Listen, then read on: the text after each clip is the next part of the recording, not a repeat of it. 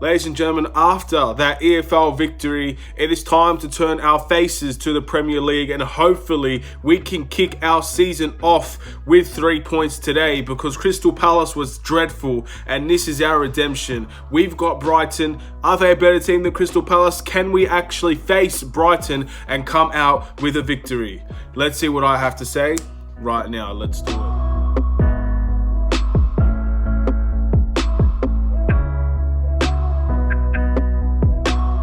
What's up, everybody? It's the Aidan Sports Show and welcome back to another video. Today we've got a Manchester United versus Brighton match predictions, where I go through the starting 11 that I believe will start against Brighton and give my honest and true match predictions at the end of the video. But before we get started, please like and subscribe to the Aidan Sports Show YouTube channel, turn notifications on, and let me know in the comments below what is your match predictions against Brighton, and do you think that we will come back all guns blazing after that horrific loss against Crystal Palace? Let's get started. First of all, we need to look at the team that we're versing, which will be Brighton. Now, Brighton is a team, in my opinion, are very, very good, well-rounded team. They do have very great defensive structure. They will do something similar, in my opinion, to Crystal Palace, and I do think their offense will cause us problems, considering that if Crystal Palace was going to score 3 on us, I well and truly believe that Brighton can do the same. However, Manchester United clearly started very, very slow in that game,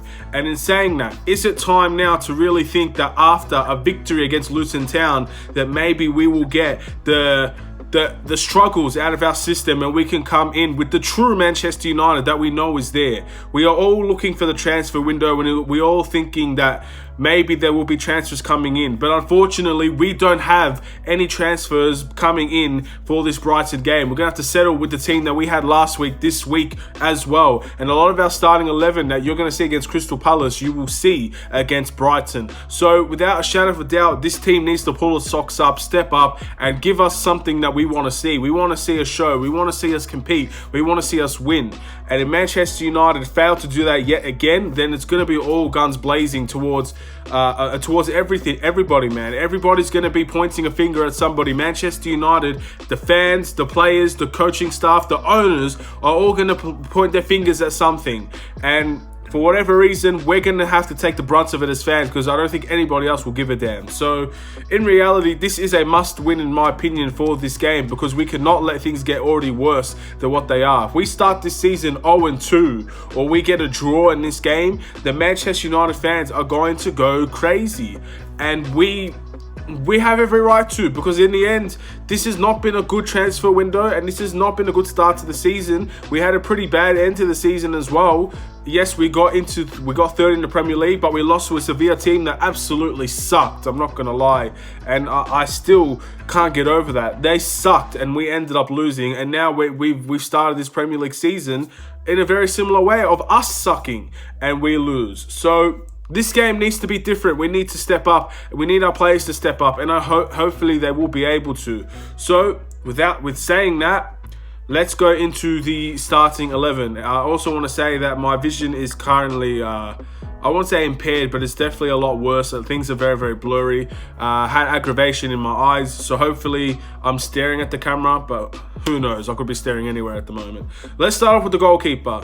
The goalkeeper, I've gone with David De Gea. At the end of the day, Dean Henderson had a tremendous game against Luton Town, but that's the Carabao Cup. It's against poor opposition, and he really only had to make 2 saves in that game. So in the end, is he deserving of that starting spot at the moment? I would say he probably is, but David De Gea has done nothing wrong to get dropped this season. He had a very good game against Crystal Palace. He can't stop everything, can he? And that defense really let him down, because he did his job. He saved the shots that were savable, and the shots that were unsavable, he couldn't do anything about. So I really think David De Gea is the way to go in this game. I do think Oli will lead towards that direction as well. At the end of the day, it's too early to just say, let's drop De Gea completely.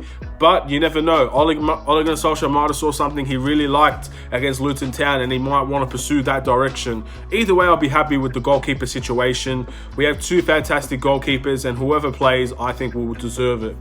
Going into the right back position, now I want to say Aaron Wan-Bissaka. I'm going to say Aaron Wan-Bissaka because in the end, he had a game against Luton Town. He basically started off his season a game late, and he played very, very well in the second half. And I want that second half reflection to show what he could do this season. And I think if we do see a second half like we saw against Luton Town, of him going forward, of him getting back, they're not going to attack his side. So defensively, he might have sod all to do. But at the end of the day, what he can do is attack.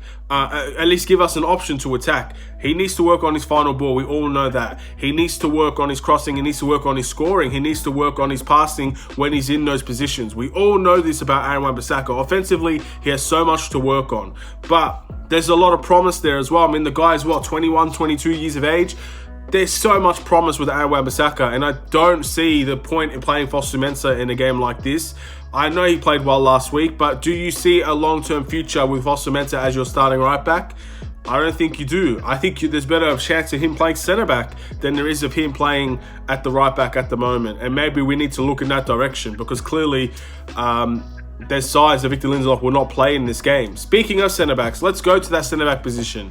So, as mentioned before, maybe Lindelof doesn't play in this game. And I think if you watch that Crystal Palace game, you would say Victor Lindelof doesn't deserve to play in this game.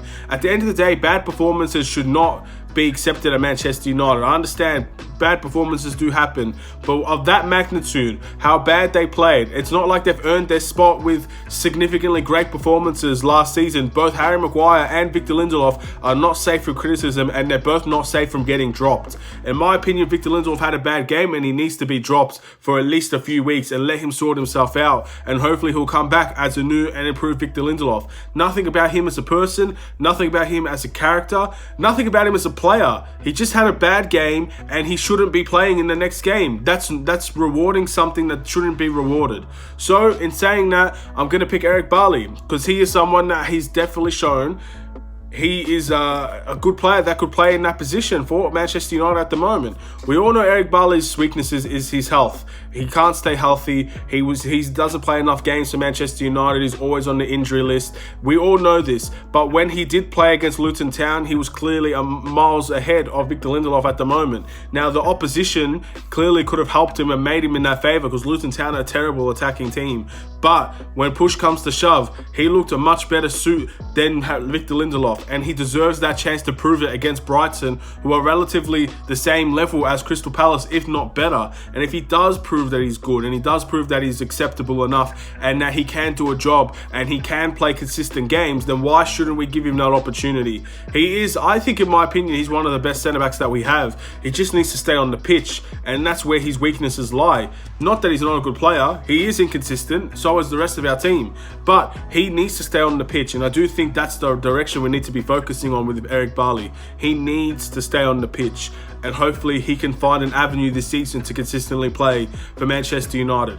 Obviously, at the next centre-back position, the left-sided centre-back, the centre-back position that we should be really considering replacing, it's going to be Harry Maguire. Now, I'm not saying replace Harry Maguire. I think Harry Maguire should be moved over to the right. He's clearly a right footer, and look, he plays that left side centre back. Honestly, he doesn't play it too badly. But clearly there is something that is making our defence worse than what it is on paper. On paper, this defence should not be conceding the goals that they score against Crystal Palace. It should not be happening. But somehow, some way, there is clearly an issue in our defence, and we need to sort it out. Whether it is Victor Lindelof, whether it is Harry Maguire, whether it is both of them, whether it's our entire back line, we need to sort out these issues because defence wins the titles. It's not the offense. Manchester United's offense is going to be the best it could be in a long time. But our defense is the one that needs to change, and we need to find a way to find the best suited players. If we can't do that, then we're not going to win anything this season, and that is going to be the biggest worry. So hopefully Harry Maguire isn't that issue, and maybe Eric Bailly and Harry Maguire do have a good partnership and they're both healthy enough to play, and then we have Twanzebe to come in and give him an opportunity because he was exceptional last year. At the end of the day, we need to find different partnerships for Manchester United. That doesn't mean Victor Lindelof never plays again. That just might mean that Harry Maguire gets dropped on some occasions. We need to do what's best for Manchester United. We can't show favoritism. We can't say Harry Maguire should play every game because sometimes he proves that he doesn't deserve it either. So Favoritism needs to be gone from Manchester United. Do what's right for the club and pick the best players that need to be played and pick them when they're in form. Next up, we'll go to the left-back position, and I've gone with Luke Shaw. Brandon Williams played last week against Luton Town, or midweek against Luton Town, and in my opinion, he had a fairly decent game. Of course, offensively, he did not show much, despite getting the penalty for us. But regardless of that, I do think Luke Shaw is still the better left-back, and he's definitely the best in an attacking sense for Manchester United. Does that say much about how good our attacking fullbacks are? Not really, but in the end, you pick what you have. At the moment, Alex Telles is not a Manchester United player. That could happen over a couple of days. That could happen tomorrow. But he's not playing against Brighton. So we have to pick what is the best option that we have. And that best option is Luke Shaw. He's a left footer. He clearly likes to run up and down. In my opinion, he played good last week against Crystal Palace. That's Divide's opinion, but in my opinion, that's what I saw.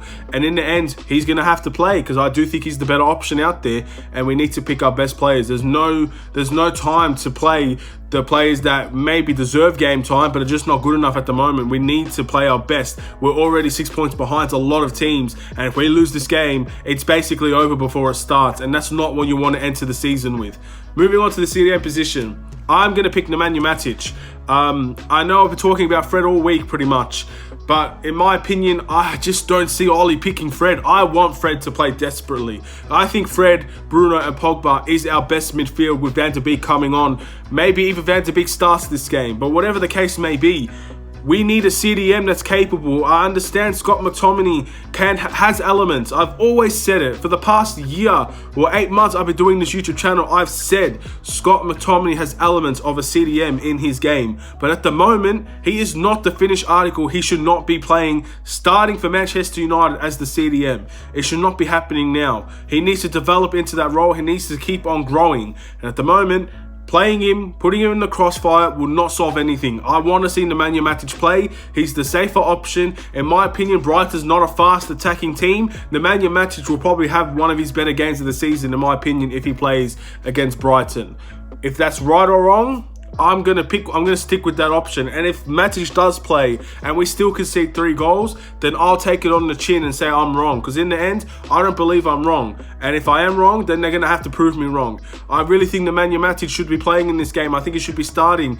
Maybe play Fred as well. Who knows? But definitely, Scott McTominay should not be a CDM at the moment. It's no disrespect to him, but at the moment, he's not the right suit for Manchester United CDM position. If he could develop into that over the season, fantastic. That's what we all want to see. But at the moment, it's just not working out. And we need to abandon that while we can. Going into the midfield position, this is tough because you could go with Van de Beek or you could go with Paul Pogba. Again, I'm going to pick Paul Pogba.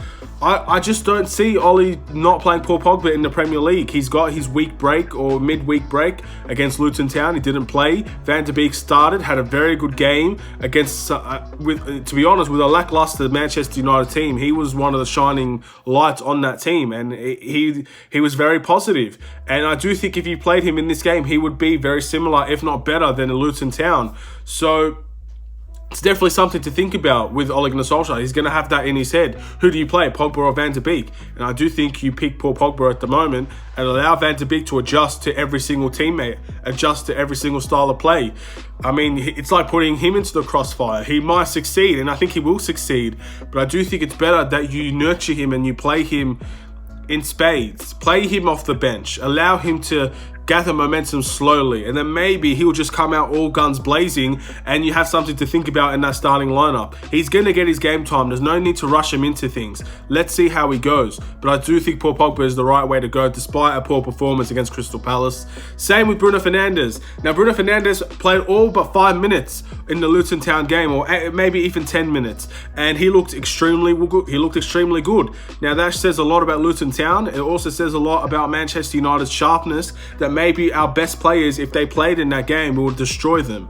But regardless of that, this is a Luton Town that we're facing. This is going to be a team that's going to close all the gaps. This is going to be a team that's going to be very, very well structured defensively.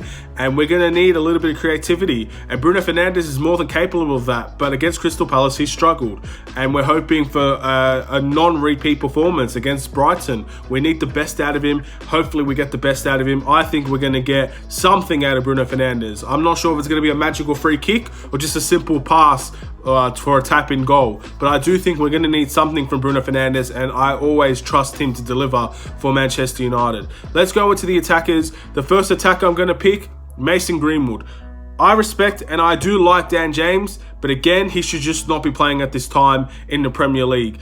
Unless you're going to move him to the left wing, then he should not be playing. Because at the right wing, I just don't think he's the answer. I think Mason Greenwood is the answer. We saw within a couple of minutes against Luton Town, he showed his class with that goal, and it's a brilliant goal. I do think if he played against Crystal Palace long enough, that goal could have been against them. But regardless, we can't change the past here, but we can learn from the past. Mason Greenwood played for all but 10 minutes and he scored. He deserves his opportunity against Brighton. He deserves to start, and he deserves to at least have the opportunity to score, because in the end, his goal scoring ability is something that we're going to need. We are going to need it. I think we've shown that we are our worst side when he's not in the team.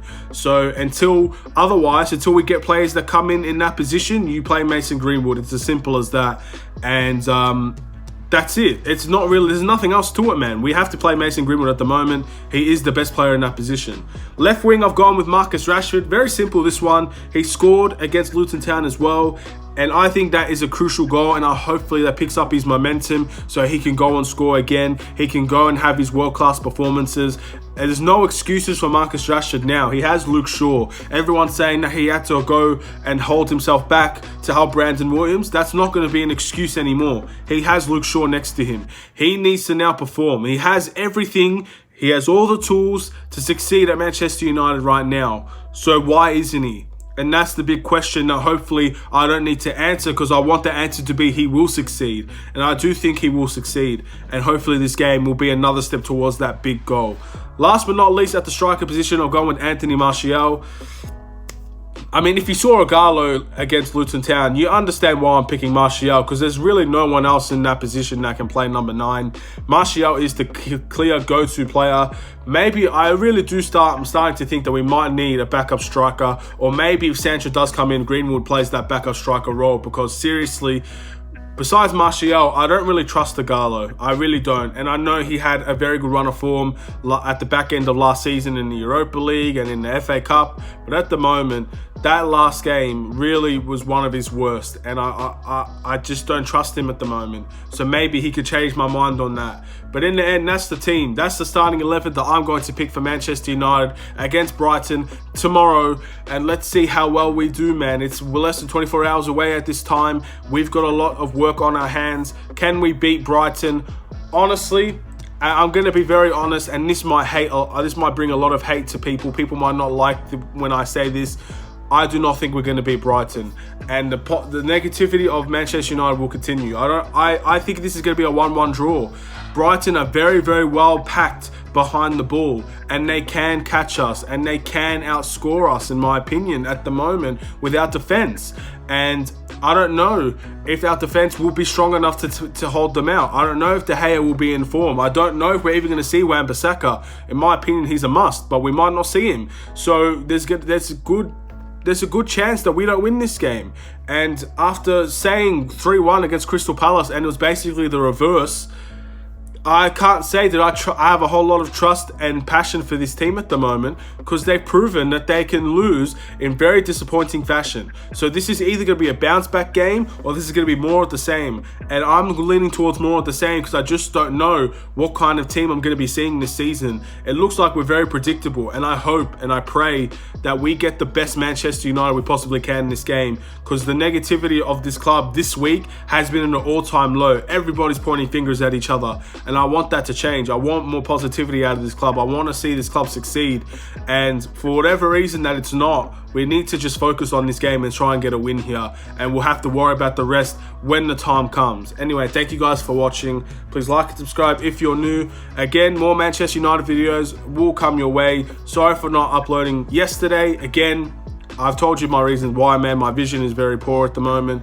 and I'm basically doing this without looking at the camera. So hopefully you guys will understand that. Have a wonderful day. I'll see you guys in another video. Take care and peace.